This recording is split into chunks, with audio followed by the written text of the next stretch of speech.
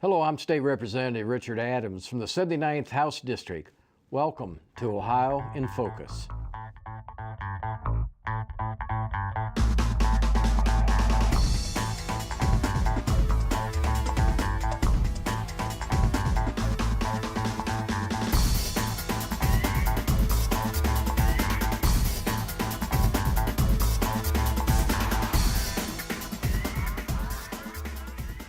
Hello, and welcome to this edition of Ohio in Focus, a program that brings state government to you.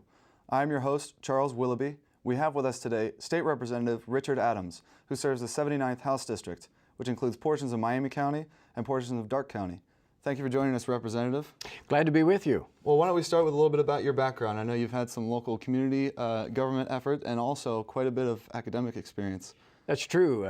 I, for a time, was teaching at the high school level, also taught some adult education classes, taught in the community college, taught some classes for the university, and as a result of that, also then became involved in administrative responsibilities, both at the community college level and for a time at the Joint Vocational School that serves Miami County, as well as a couple of other counties. Well, we appreciate you coming here, bringing that sort of education and knowledge to the table. Also, you're a county commissioner for a portion of time. That's true. I served 2 terms as county commissioner. In addition to that, I served 2 terms, a little over 2 terms, on the Board of Elections in Miami County. And frankly, I view elected office as community service. It certainly is. And the Board of Elections is obviously a good experience coming here to the State House. If you could, now this is your 2nd term here as a state representative. Correct. Has your job as a representative since you began been everything you expected it to be?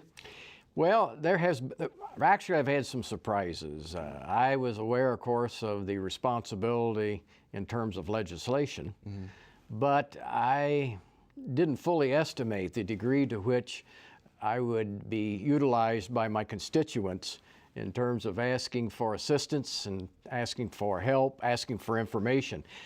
Charles, it's not uncommon for me to get 400, 500, 600 emails a week. And as a result, the degree to which you spend a lot of time with constituents, frankly, it's a major responsibility, an important responsibility, but it exceeded the degree to which I anticipated. Well, I know that it is a task at hand with the concerns that we're dealing with right now, being the economy, jobs, and as well as many other issues all across the board. Now, in the 79th House District, there must be some unique sort of sense to that, one of 99 House districts, but in what way or what challenges are unique to the 79th House District? I don't know that the 79th, which as you mentioned is all of Miami County and a portion of Darke County, I don't know that they're unique. For the most part, the area I represent consists of agricultural enterprises. We have some smaller towns, a lot of villages. The people, I think, if you would categorize the biggest concern that those individuals have, it'll probably be in the area of getting a job or keeping a job. And in addition to that, I work with a lot of employers. In fact, every week I confer with an employer. I go to their place of business. Usually there's a tour, we sit down and we talk, and I ask them, what should we be doing or undoing in Columbus that would make your enterprise more profitable? Because some of these small employers really are just hanging on, hoping for better times. And it would appear that we have turned the corner economically, and I'm looking forward to a better economy. So I would say it's the economy, it's the environment for small businesses to be successful, and finally, get a job, and for those who have a job, they're interested in keeping a job. I'm sure they are. And we appreciate you doing that with the district, and now that you've been here for 2 terms, I know that there's probably been a lot of legislation you've worked on. This General Assembly in particular has been a rapid pace of bills and issues being addressed. Could you discuss with us some of the issues that you have dealt with dealing with job recovery or the economy?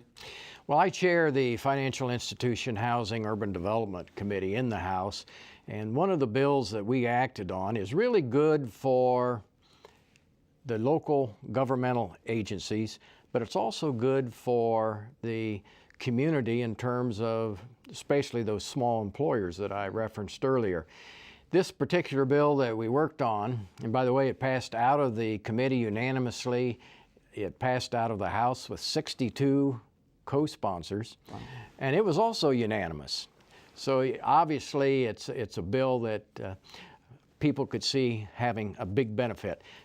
Briefly, it would be a matter of a local political subdivision, whether it's county commissioner, city, village, township, school district. They are able to take their funds that they would have in a checking account, and the bank then could sweep those into an interest-bearing account overnight. Now, the problem is the bank had to pledge collateral, so they were constantly pledging collateral to cover whatever it might be. This bill would enable the bank to utilize other banks in dividing up the deposit in segments of $250,000, which is then covered by FDIC insurance. So the investment overnight is fully protected, and the bank is not pledging collateral, which will enable them then to issue more loans to small businesses and others who need additional capital. So it's really a great bill, and frankly, I've had people say, I wonder why we didn't do that before. And we can see why it passed unanimously and got all the support it has. Letting local governments invest their money, protect their money, and then get that out to the small businesses. Exactly. Well, that is a marvelous piece of legislation. And another one that we've worked on here in the House and that has gone over to the Senate, or is vice versa. There are two companion bills, House Bill 94 and Senate Bill 2. And that was the CSI, or the Common Sense Initiative. You know, I've had a lot of people think that was humorous, that we would actually have a law mandating common sense. But in essence, that's what it is. You know, sometimes the rules and regulations become so complicated, even contradictory, ambiguous, that the operator of a business has trouble saying, you know, what am I supposed to do and how am I going to do it? So this particular bill would cause any rule or regulation to be reviewed from the standpoint, is it as simplistic as possible? Mm-hmm. Is it as clear as possible? And is it the sort of bill, or maybe make that the sort of regulation that the individuals who are going to need to comply with it will be able to understand it and comply with it. So it makes a lot of sense to have a common sense initiative. well termed. I think that one also gained plenty of support and is actually in effect now. Yes, that's right. Yeah. And I'm looking forward to that. You know, we've got to keep in mind that government works for people. People do not work for the government. And that certainly is true of our people who have a small business. You know, they're dealing with a lot right now, and government needs to help them to provide assistance. And I think this legislation will be useful in that task.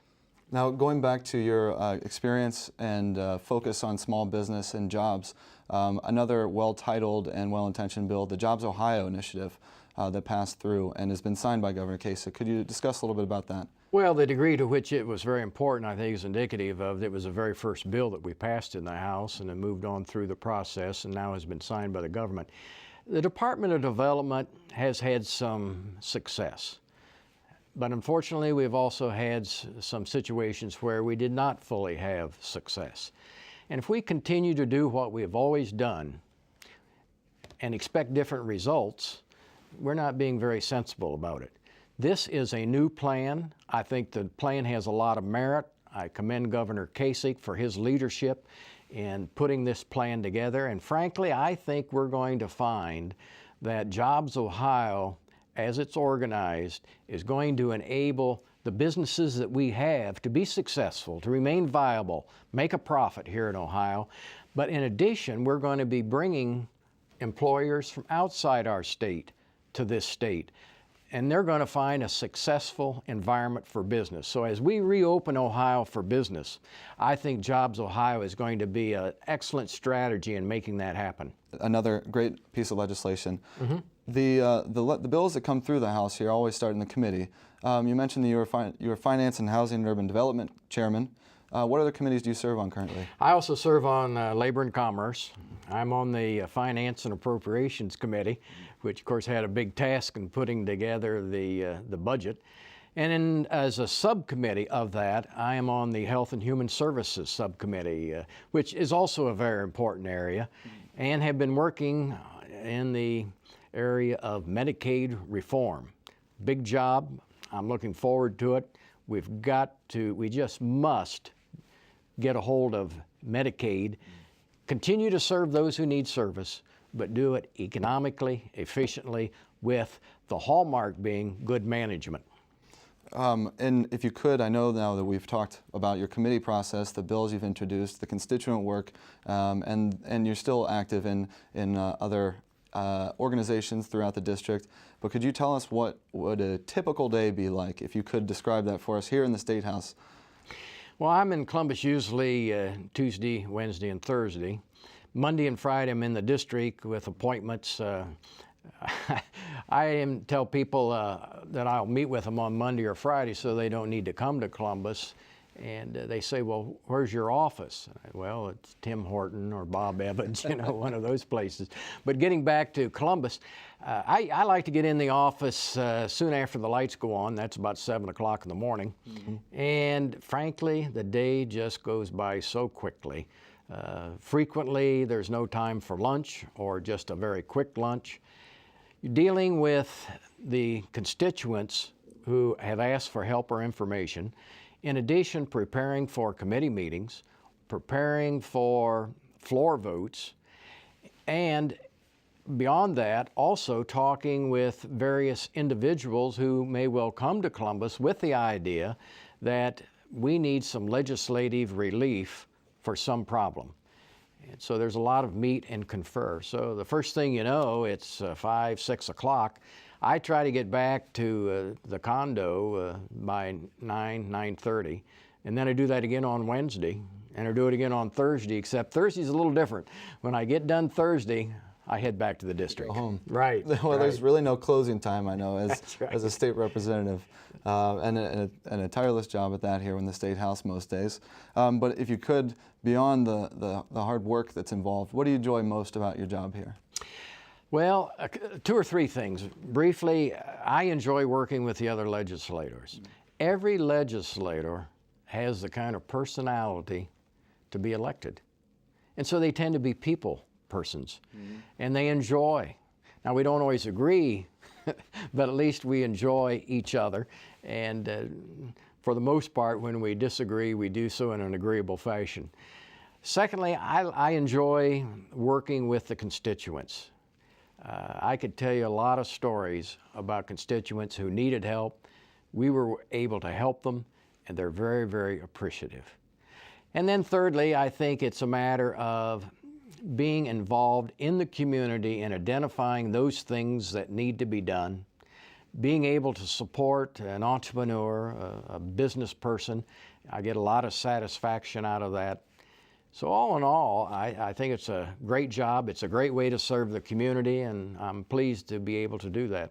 Well, in our short time here today, we'd love to have you back, by the way, to discuss some of the cases in the district and different legislation.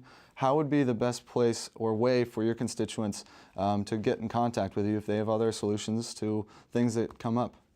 Well, probably the quickest way and maybe the easiest way for many of them would be to call us, 614-466-8114. We'll put them into contact with our office. And if I'm away from my desk and not able to answer, they can leave me a message, and I'll be glad to get in contact with them. Well, great. I think we do have the information here on the screen, so they'll be able to call you right away. Okay, that's right. If the email will work fine. Sure. And of course, they can always write a letter or the telephone call, which frankly, I enjoy the telephone call from the standpoint of having the opportunity to talk directly with them and make a determination about anything that I can do to be useful. Well, we most certainly enjoy having you here today. It's an honor to have you on our show. And thank you very much for taking a few minutes out of your day with us. Charles, good to be with you. Thank you. We look forward to seeing you again on the next edition of Ohio in Focus, the program that brings state government to you. Thank you for joining us.